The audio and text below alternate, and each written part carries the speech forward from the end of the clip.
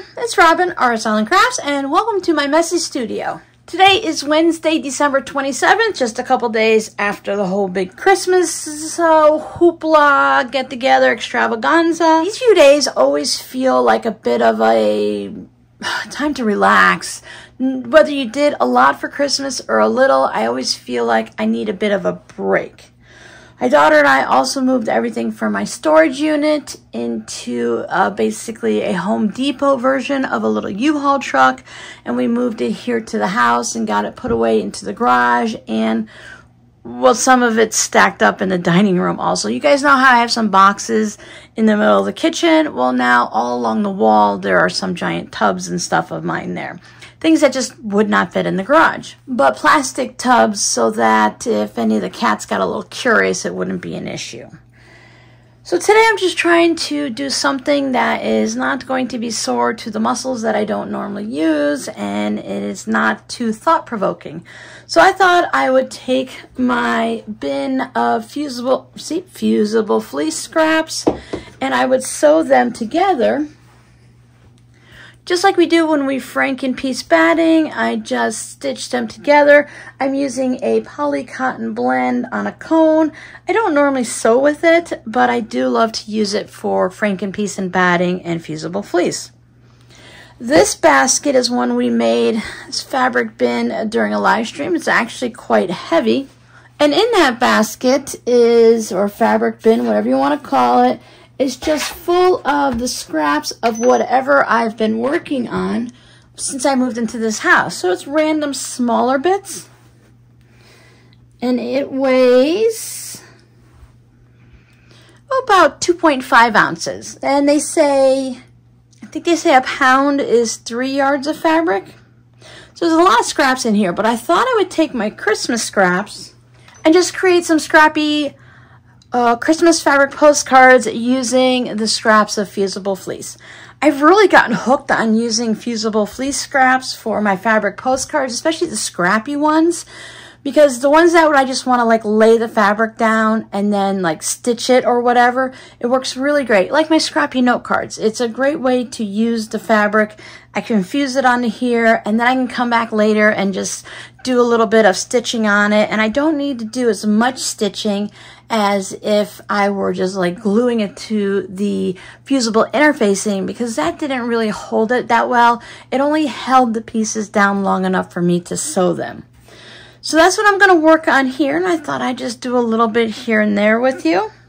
Now you may think I'm crazy to be saving some of these little bits, and I like to save those, the longer ones and the chunkier ones, until I've gone ahead and processed these.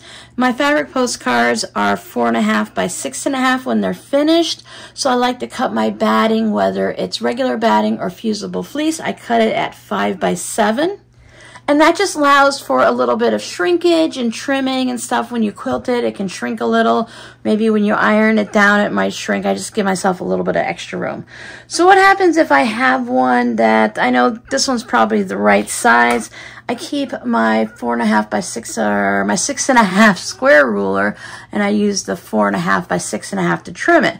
So I lay it down, and I want to make sure that it's about 5 by 7. So for instance, if this one were just a little bit narrow, then I can add this piece on to get it large enough, and I might not use it. It might get trimmed away when it's done, but it at least gives me something that's about the approximate size, and just zigzagging it doesn't take very long. Pop in a movie or one of my videos or a TV show or something, and I can just go ahead and get them done really quick. It doesn't take that long.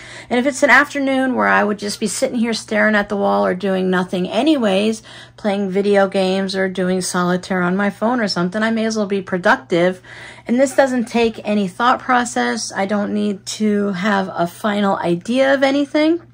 So let me show you how I just grab these and stitch them together, or you can watch my Franken batting videos.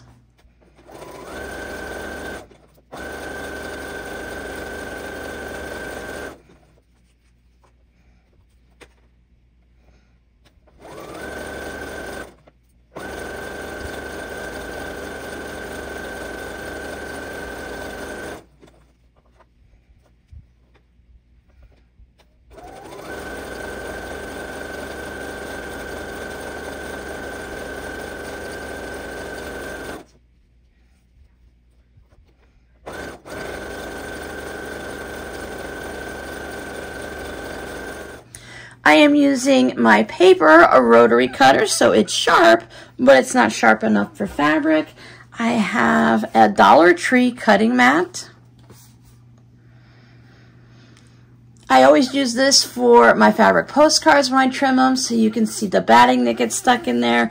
I can trim it from this side, and it just keeps it from getting into my big cutting mat, and I don't have to worry about cleaning that all the time. So this is 6 by 8, and I can see where the 4.5 by 6.5 is anyway. So as long as this is about that size, then I'm in good shape. If I want to, I can trim this bit off. Now this one for the Fusible Fleece, this is something that I picked up on Amazon. It's not the normal one that I use. I'll put the normal brand here. I don't know if it's a Pillon or a Heat and Bond. They both have them, I believe. But this one is a little bit, I found it to be a little thicker and kind of crisper. And it has these big glue dots. And it works fine. It definitely makes for a stiffer, like a zipper pouch and stuff. And that's not always what I'm looking for. But as you can see, I have stitched this together because I just want to use up the bits that are left of this. All that to say, this little bit here is going in the trash. And this piece I will put over here, and it's ready for a fabric postcard. Now this one here, as I'm sitting at the sewing machine, I can put it over my ruler or put my ruler on top of it, and I can see that it's wide enough here, but if I line it right up, it's just barely at 4.5. So that's when I can come through and I can take one of these bits or something. Or if this was long enough, I could add that onto here. So what I might do is just take these two over and stitch them together to have a nice long piece. And then I can take this over, and I'm just trying to pay attention to make sure I have the glue. Can you see how the glue isn't as big on this one as it is on that one? You can almost see how this one is thinner and this one's stiffer. It's all on what you want to use, right? So I just make sure the glue is on both the same sides, and then I will take this and stitch it. And you see I didn't need that much. So sometimes all I need to do is stitch on a little piece like this. My Fusible Fleece cuts tend to be pretty straight. Even if it has a little slight wobble to it, I still just go ahead and do it. You see this kind of goes a little bit that way, and you get that little bubble and stuff. I don't worry about it. It's going to be a fabric postcard that gets quilted, and it'll all work its way out. So then I check it. It's more than 6.5. It's more than 4.5. So I set it over there. And I just keep working through my piles until I get all of this done. So I look at this one, and if I don't want to look at this part here, I want to go straight to this, so I will line it up like that. And this is about 6 by 6, so I need to add a little extra to the side here. And then when I have them all at least that size, then I'll go back and I'll trim them down so they're close to 5 by 7, because I don't want to be adding fabric all the way down here knowing I'm going to trim it to 4.5. It just doesn't make sense to put fabric on there and cut it off even though it's scraps. So I'll go ahead and continue getting this processed, and then we'll talk about sewing the scraps down to it, or ironing it to it actually. So here they are, about 5 by 7 give or take, all stitched together in various amounts. Even when I trimmed off pieces this size, I did not save them and sew them back together, although I could. Not interested in doing it that much. So here's some little bits that I trimmed off or had left over before. All of these. And when you work with Fusible Fleece, the little bits of glue dots tend to come off all over your cutting mat or the area you're working. So I usually end up taking a wet wipe to my board once I'm done. I stopped, as you can see, I didn't do all of these. These are some nice good chunks. These I could sew together to make mug rugs if I wanted to, but I'm just going to go ahead and leave them in there and put them back up on the shelf. Some people might want to take those scraps and cut them all up and use them for stuffing something, pillows or toys or pincushions. I don't enjoy the process and I don't enjoy the final result, so that's not something I'm going to do. Did I mention the whole reason why I'm doing this today, besides the fact that I need to do something, but I don't want to actually do any type of work that makes me think? If I were to sew zipper pouches or something today, I could sew simple ones, but the brain isn't working quite up to standards. My arms are a bit sore and my hands are sore. So it's just not, there's no sense in just doing something that I would have to think even just a little bit. But what I want to do is, this is the bin that I've been filling up with a little bit of scraps, little bits of scraps since I came to this house. So there's a ton of them in there. But there's also a lot of Christmas at the top. And since Christmas is over and I'm going to be packing away the Christmas fabric, I figured I may as well go ahead and use these scraps up so I'm not carrying them with me in the scrappy form. So what I'll go through is I will pull out these scraps. I will also pull out the whites because that'll allow me to work on the scraps together and make them work well with each other. I have the little triangle bits that I saved from when I was matching up the binding and stuff. These work really great with the Fusible Fleece. I'm not sure if I will actually use those today, but I have some little bits. I have this fabric I used, but it's not actually Christmas. So I'm going to go through and I'm going to pull out the Christmas ones and then see what I have. So these are scraps I have to work with, and I had some larger bits that were in a separate container over on my shelf. And some of them aren't actually like actual Christmas, but they fit into the red and green themes. So I just have all of that. And then I just get to play. So if I have a lot of seams and such, sometimes the white fabric will show, the seams will show through the white fabric. So I have to be careful about that. I have this, it's the glue side up, so you can feel it and see it. Just double check to make sure you have all glue here and you didn't do anything a little upside down and backwards. Sometimes I will start with some of the bigger pieces. So I have this, and I can look, will it fit this way, or will I put it on diagonal? Since these are usually 5 by 7, I can double check. This is just shy of 6.5, so I want to make sure that I have something else. So I will put this over this way. With it being scrappy, you're really not going to go wrong. It's just going to be something fun. So I have the puppies. I'm just going to overlap it just a little bit.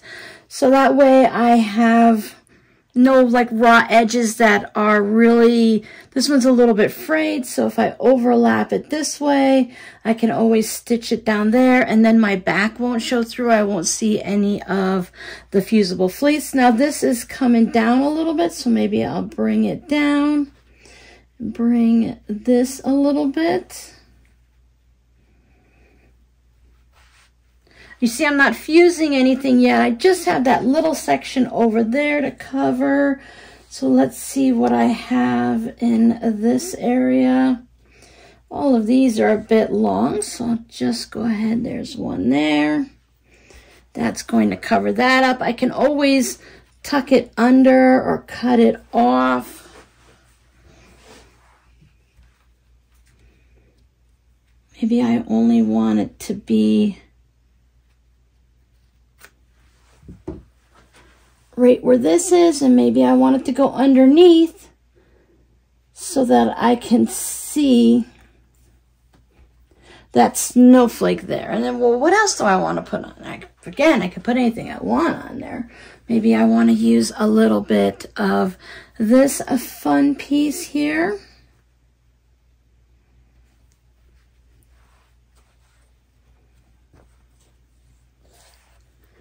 And finish it off with a bit of sparkle. Now this has got the salvage on it. It's going to get trimmed off, but I really don't even care if there's salvage on it.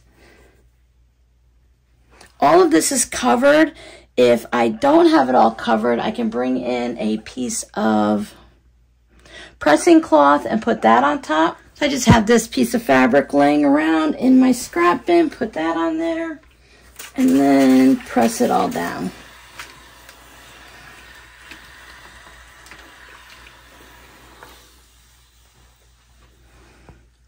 And the next step would be to go ahead and stitch these out. I could do my normal, a lot of straight line quilting. I could do some diagonal. I could do some fancy stitching or zigzagging just on the seams and do it that. And every postcard you can make differently. So here's this one done. I can always turn it over. This didn't press completely because some parts are thicker than others, and I didn't necessarily pay super attention to it.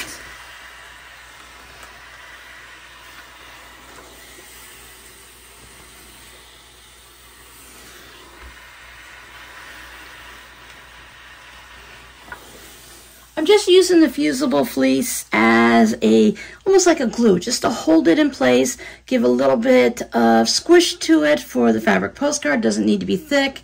And even when I'm doing my scrappy cards, not everything is always glued down. I could add some Elmer's glue in there or some glue stick. I just want it to be mostly held together so I can put it in a pile. I can take this bit and cut it off. Put this in a pile, and then one day when I'm having a slow day or a few minutes at the end of the day, I can just go ahead and stitch it. Now this isn't going to do much for me now. Christmas is over, but again, my scraps won't be sitting in a container, and I'll have a head start for next year. So if I don't finish these fabric postcards right now, I can pull them out and just write it in my planner to have an afternoon or an hour or 15 minutes to where I take these and I just go ahead and quilt on them. So if I spend 15, 20, 30 minutes, let's just play with the numbers here. If I say for 20 minutes once a week, I'm going to work on these. By the time Christmas comes, I will have however many postcards these are to just go ahead and randomly send out. Or I could send a bit of Christmas in July or anytime during the year. I could do the same process with any of my fabrics, but I thought since Christmas had just come by and these scraps are all sitting here, that I'd go ahead and do it with these. Let's bring out my next one. Make sure it's glue side up. Now I can do just one piece of fabric down on there if I want. I can take these and pop these into the corner. It is helpful if they are nice and flat, and then I can build in the center, or I can just put one on this one, one on that one, and work on a couple at the same time. Now I think I would like to have piece of white. I'm going to let it go past each corner and pop that on. And even though I don't have anything in there yet, I know I want something in there just to balance that white out. Now this is narrow and wide, so maybe I want this to be more parallel with my corner there.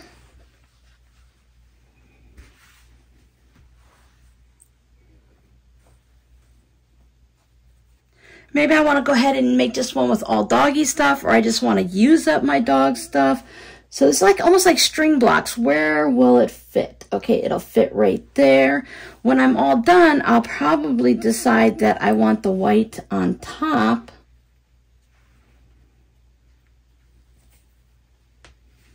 But as I'm building it, I just let it be, excuse me, whatever it is. As I'm building it, I just lay it all down and then I rearrange as needed. So that one will fit better there. I have some red. Now I might want to change my mind and start building it this way, but I think I'm going to stick with the diagonal, knowing that some of these are going to get cut off as I trim them down. Maybe it's not wide enough, so I have to bring something else in, or I can pull it out.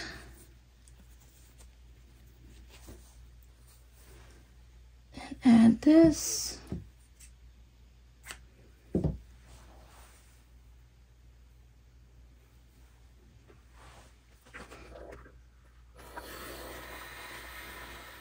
And then I could just take these and trim them off around, ooh, they're hot, around my piece here. I don't have to be perfect. These bits for me are going in the trash. You can cut them up and use them as stuffing. You can use them for crumb piecing, or you may never do a project like this at all. This may feel like a total waste of time for you, and this might not be enjoyable at all. But I have this all set now, and I can just go ahead and wait and take it to my sewing machine, and I can do 2 stitches down here. I can zigzag it and fancy stitch it all I want, or I can just really stitch it like crazy and do a lot of tight stitches. For a project like this, I would probably just stitch on one side of the seam. Let me finish this one so you can see what I'm talking about. There, you can see the diagonal lines. I just stitched on whichever one was on top, just a little bit away from the seam. Can it fray? Sure. Will it fray? Most likely, because fabric frays and stuff. So this one, it looks like I stitched it a little bit too close to the seam, so I'll just go ahead and stitch down it again. Sometimes that happens. Sometimes it's better to do a little zigzag or something like that. But then I just take it. I will fix that in a minute. And I want this to be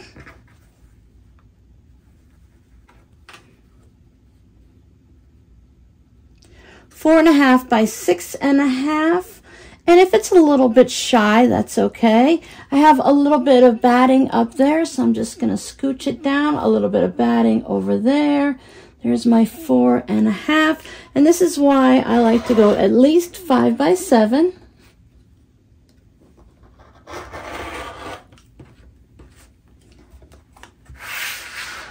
Small mats are great because you can just spin them around.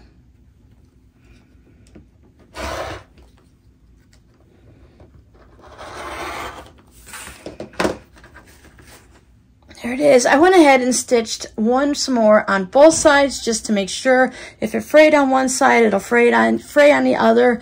I usually leave a lot of these threads on until 1, I'm done stitching it to my comic book board, and 2, until I actually mail it. That's when I go through and I trim it all out. Because if I have it somewhere and I'm showing it to you guys and I'm flipping through the container looking for the one that feels like I want to send it to a certain person, I just wait for them to talk to me and say, choose me, I want to go see Robin, and then I grab that one.